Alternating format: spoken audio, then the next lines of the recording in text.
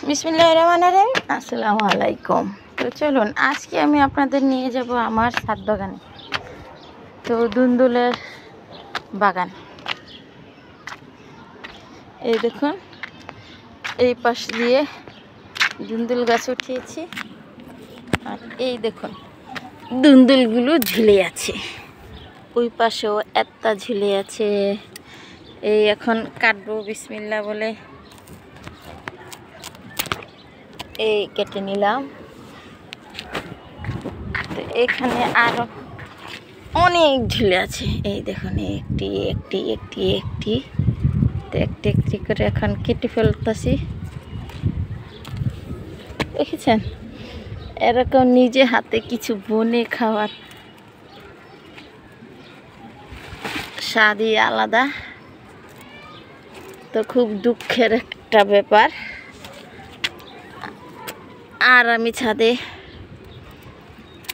চাষ করতে পারবো না, কারণ এই বাড়িটা আমরা বিক্রি করে ফেলেছি। আমরা আবার আমাদের নতুন বাসায় চলে যাব।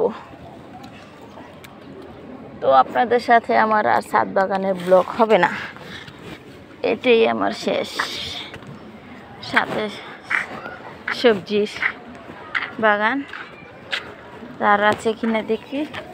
মাশাআল্লাহ, দেখুন এই পাশে একটা কত বড় লাউয়ের মতন ঝুলে আছে। তো এখানে দুই জাতের হয়েছে, একটি ছোট ছোট আর একটি দেখুন এই বড় বড়। তো আরও খুঁজে দেখি বের করতে পারি কি না।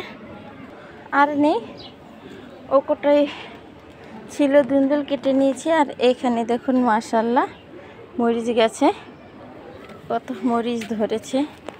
তো এই বাসাটা আমি পুরো গাছলা দিয়ে ভরে ফেলেছিলাম। দেখুন আমার খুবই কষ্ট হচ্ছে যে এই বাড়িটা ছুঁয়ে আমি চলে যাব অন্য বাড়িতে।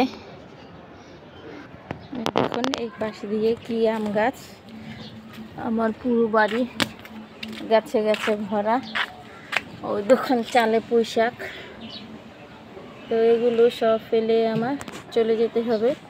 আপনারা সবাই আমার জন্য দোয়া করবেন, আমি যেন নতুন বাসায় গিয়ে আমার ছেলে মেয়ে স্বামীকে নিয়ে সবাইকে নিয়ে যেন আমি ভালো থাকি। গাছ থেকে পেরিয়ে এনে সাথে সাথে রান্না করব। তাজা তো সবজি খাওয়ার স্বাদই আলাদা, এগুলোকে আমি অনেক মিস করব।